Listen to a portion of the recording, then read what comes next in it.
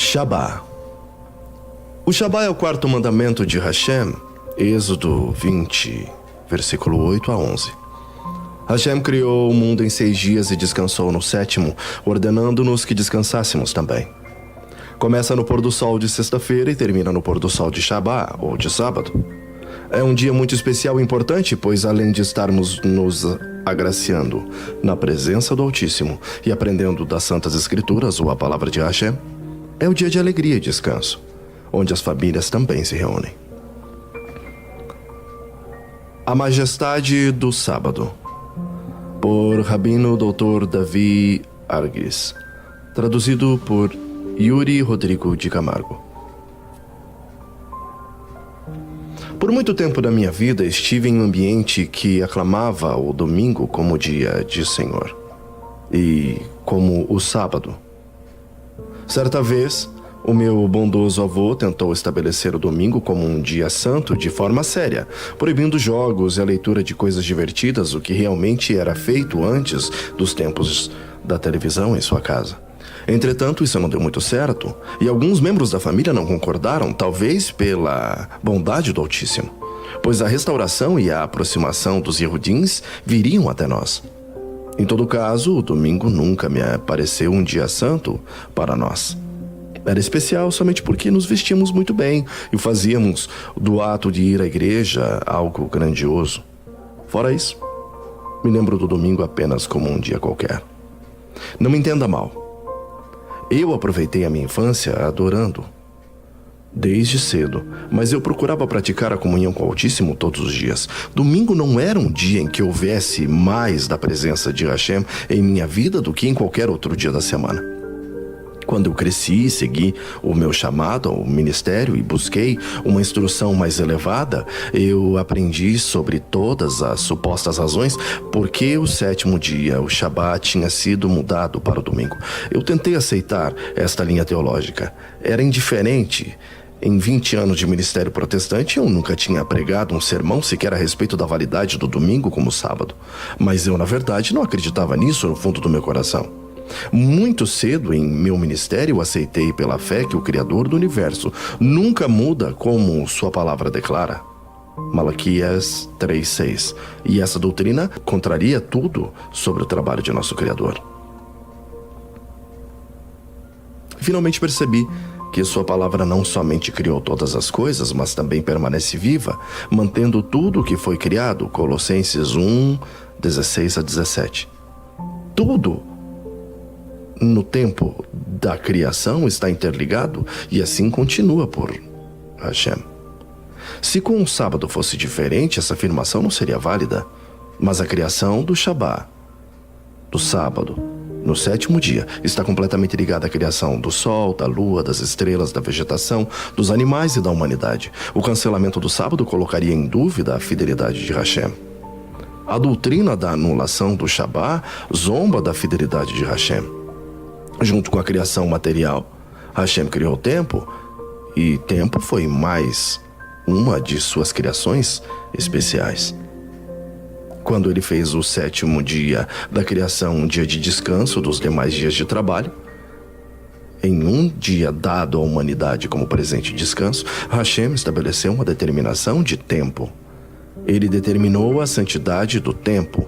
Santo é definido como separado, incomum, original e especial.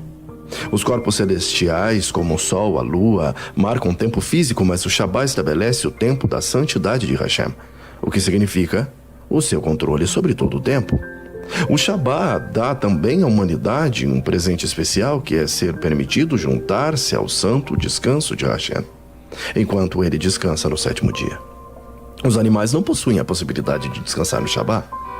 Assim, somente a humanidade é dada a esperança da comunhão com Hashem e sua natureza plana.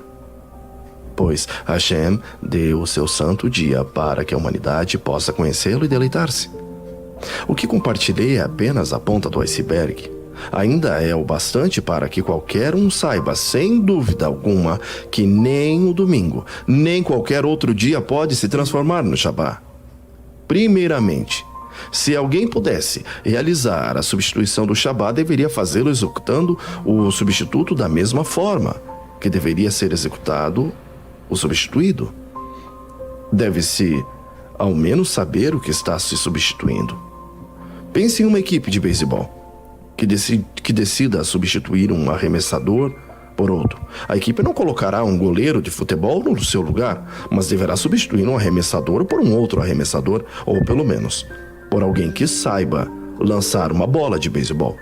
A observância do domingo como substituto do Shabá não precisaria ter qualidades que o substituísse?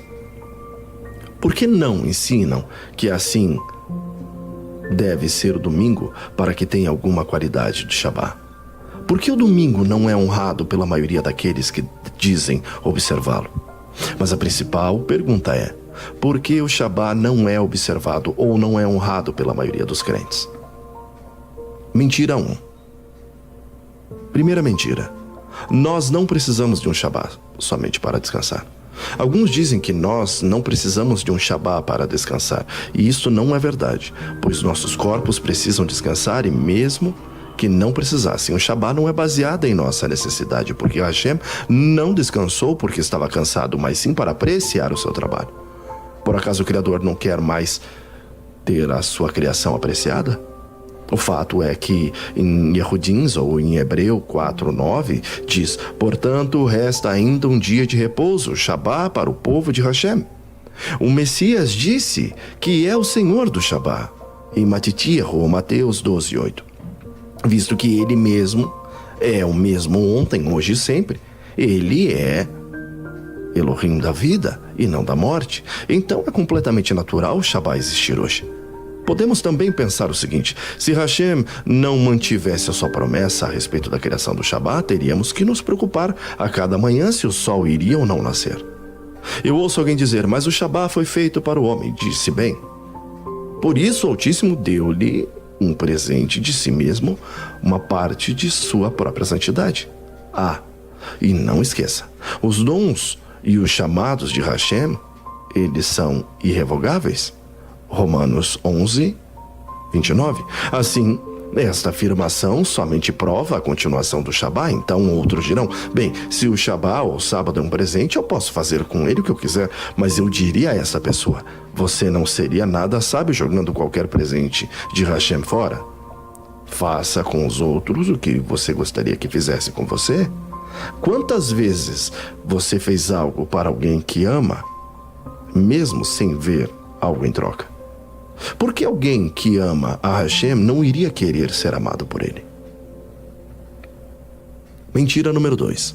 Por muito tempo as pessoas foram iludidas pensando que o Mashiach, Yeshua, quebrou o Shabá, a fim de mostrar que nós estávamos livres do Shabá. Todo esse conceito de um Mashiach que quebra o Shabá é uma blasfêmia e uma afronta ao Altíssimo, e isso é ignorância e rebelião. Por que alguém gostaria de estar, entre aspas, livres de um presente de Hashem? Realmente, o Mashiach afirmou o Shabá como suas atitudes e fez somente o que era permitido no Shabá. Suas críticas foram contra as tradições relacionadas ao Shabá, que existem até hoje, mas não foram ordenadas por Hashem. Eram tradições de homem e não ordenanças de Hashem. O Mashiach, Yeshua, curou no Shabá porque curar é uma forma de ser livre do trabalho, que é o centro do Shabá. O Mashiach, Yeshua, também nunca cometeu pecado, nunca quebrou a Torá, de que, alguma forma, ele é a própria Torá. E ele próprio escreveu. Mentira 3. O Shabá foi cancelado, pois o Mashiach cumpriu a Torá. O Mashiach Yeshua disse: não penseis que vim destruir a Torá, não vim destruí-la, mas cumpri-la. Matitiahu 5:17. Aqui podemos ver que este cumprir não pode significar o cancelamento ou exclusão. Dizer que o cancelamento venha pelo cumprimento é um raciocínio totalmente falho. Pensar assim é ilógico e só pode significar que se está sob algum tipo de encantamento, ilusão, ou se é tolo, desprovido de qualquer razão. Muitos parecem não ter nenhuma capacidade para ver o que está claro na afirmação do Mashiach. Nosso Mashiach deixa claro: cumprir não tem nada a ver com destruir ou anular, e na verdade cumprir é o oposto de anular. O mais correto significado para, entre aspas, cumprir nessa afirmação seria tornar pleno, completar, preencher o que está faltando. O Mashiach veio certificar-se que a Torá teve todos os elementos necessários, especialmente o principal, a sua morte e ressurreição. Por que o Mashiach removeria o Shabá por sua morte e ressurreição? Como isso está relacionado? Ninguém consegue responder essa pergunta de forma satisfatória. Certamente o Mashiach nos deu um descanso espiritual do pecado, um tipo de Shabá, de descanso dentro da alma. No entretanto, isso de maneira alguma remove o sétimo dia. O Shabá foi dado antes que o pecado viesse ao mundo. Sendo assim, não é um tipo de descanso do pecado. No sétimo dia, Hashem descansou do seu pecado? Então, tentar estabelecer o Shabá como um tipo de descanso do pecado pode vir a ser uma blasfêmia, pois implica na necessidade de Hashem descansar de seu pecado, visto que ele descansou no sétimo dia. Mas é claro, a Brit Hadashah, o Novo Testamento, a Nova Aliança, não diz isso em nenhum lugar. É uma desculpa débil que perpetra mentes sem razão. Mentira 4. Nós podemos fazer de todos os dias o nosso Shabá. O Shabá é um descanso dos processos criativos. Hashem parou de criar no Shabá, dessa forma devemos parar também. Quando nossas mentes e mãos param de criar, temos tempo e somos capazes de apreciar o que foi criado, especialmente pelo Criador. Experimentamos então algo que ele também experimentou, pois se ele é santo, essa experiência no Shabá é santa, porque experimentamos a santidade no seu dia. Isso também somos santificados. O único dia da semana que o Altíssimo santificou é o sétimo dia, somente ele pode decidir qual é o santo.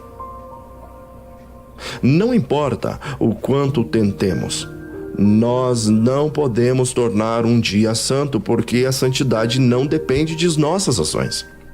A santidade depende única e exclusivamente da determinação do Altíssimo. Muitos crentes pensam que podem fazer de determinados dias santos pela força de sua celebração nesse dia. Isto é uma arrogância e ignorância. Não existe nada na Escritura que seja santo, a não ser que se chame santo pela boca do Eu Sou. Consequentemente, nenhuma pessoa pode escolher o dia que quiser para celebrar o Shabá, pois somente o sétimo dia é santo. A celebração do descanso do Shabá, em qualquer outro dia, é totalmente vazia. Então vem a pergunta: como devemos celebrar o Shabá? O propósito do Shabá é ser uma celebração de descanso. Deve ser alegre, divertida, com total respeito e concentração ao Altíssimo. Não deve ser uma festa para atender os desejos de nossa natureza. As crianças devem saber que Hashem ama o seu jeito brincalhão, mas deve haver um equilíbrio. Também deve-se evitar jejuar no Shabá, a menos que seja um jejum prolongado, que dure mais de uma semana. Deve-se evitar a realização de trabalhos seculares rotineiros, principalmente os que exigem construção ou criação com as mãos. O trabalho espiritual, o trabalho de emergência, o trabalho para a cura, o trabalho de proteção, a alimentação, o trabalho sacerdotal e de guarda, forças armadas e polícias, são todas exceções permitidas. Hashem quer que usemos o nosso bom senso. Sabemos também que em países em que não se guarda o Shabá, alguns empregadores vão requerer o trabalho no sábado. O observante do Shabá deve todo o esforço necessário para não trabalhar nesse dia, sendo docilmente comunicativo com seus empregadores sobre seus desejos ou procurando uma vocação alternativa. Se uma pessoa não puder evitar trabalhar no Shabá, deve buscar o Altíssimo então, por uma solução enquanto prosseguem trabalhando normalmente. Outros tipos de trabalho que não estão no espírito ou ruach de Shabá é fazer fogo, fazer comércio, exceto se isso for necessário de acordo com as exceções acima. Assistir, participar de entretenimentos seculares e realizar atividades que causem agitação, algazarra ou ruídos altos desrespeitáveis. No Shabá, deve haver diversão, louvando, adorando, lendo as escrituras sagradas, cantando para Adonai, dançando para Adonai e falando a outros sobre Adonai e sua palavra, isto é, honrando o Altíssimo. Lembre-se, o sétimo dia inicia-se ao pôr do sol da sexta-feira e termina ao pôr do sol de Shabá. porque a noite e a manhã separam cada dia, não o nascer do sol ou a meia-noite. Em muitos lares observantes e nas sinagogas, 2 velas são acesas com orações para marcar o início e para ajudar a estabelecer a celebração. Um calendário hebraico ou judaico pode indicar a hora em que o Shabá começa. A recompensa do Shabá. Isaías 58 tem sido uma inspiração para muitos crentes, mas é interessante como os últimos versos foram ignorados. Se desviares o teu pé de profanar o Shabá, de fazeres a tua vontade no meu santo dia, e chamares o sábado deleitoso, e o santo dia de Adonai digno de honra, e o honrares, não seguindo os seus caminhos, nem pretendendo fazer a tua própria vontade, nem falares as tuas próprias palavras, então te deleitarás em Adonai, e te farei cavalgar sobre as alturas da terra, e te sustentarei com a herança de meu pai, de teu pai Jacó. Porque a boca de Adonai o disse. Isaías 58, 13 e 14. Observe que, de acordo com o profeta, o santo dia de Adonai é Shabá, ou 7º dia. Agora associe o texto acima com: deleita-te no Adonai, e ele te concederá os desejos do teu coração. Salmo 37, 4. Todos querem saber como fazer para que o Altíssimo dê-lhe os desejos do seu coração. Deleitar-se em Adonai parece bastante fácil. Já surgiram muitas interpretações estranhas do que significa se deleitar em Adonai, mas somente uma revelação do que isso significa é encontrada nas Escrituras. O deleitar aqui no Salmo 37:4 é em hebraico oneg e significa tratar com delicadeza. Há muitos poucos lugares nas Escrituras onde você vê esta palavra oneg ou ela é usada. Sendo assim, por causa de sua raridade, nos ajudará a resolver esse mistério. Há um lugar, e somente um, onde nos diz exatamente se deleitar em Adonai usando essa mesma palavra, oneg. Oneg. Aqui está o segredo, o único lugar onde Hashem nos diz para deleitar-se nele é em Isaías 58, 13 e 14. Qualquer outra interpretação para deleitar-se no Senhor ou Adonai é especulação inútil e imaginação humana. A única maneira para qualquer um que quiser se deleitar em Adonai é honrando e obedecendo o Shabá. A recompensa para isso é cavalgar sobre as alturas da terra e ser sustentado com a herança de teu pai Jacó. É selada com uma promessa, porque a boca de Adonai o disse. Sendo assim, o segundo, o que diz o Salmo Terrilim 37:4, a única maneira prometida para se receber os desejos do seu coração é deleitando-se em Adonai. Ou seja, se você fizer do Shabá seu prazer, seu deleite, oneg, uma delicadeza em sua vida, você receberá os desejos do seu coração. Imagine todos os povos verdadeiramente dedicados ao Criador do Shabá fazendo o possível para honrar o Shabá a todo custo. Qualquer um seria beneficiado nesses tempos difíceis, cavalgando nas alturas do prazer de Adonai, zelando pela prática do Shabá. Bom, experimente alinhar essa parte de sua vida com a vontade de Hashem e veja o que acontecerá. Eu tenho certeza que você ficará extremamente satisfeito. Shalom.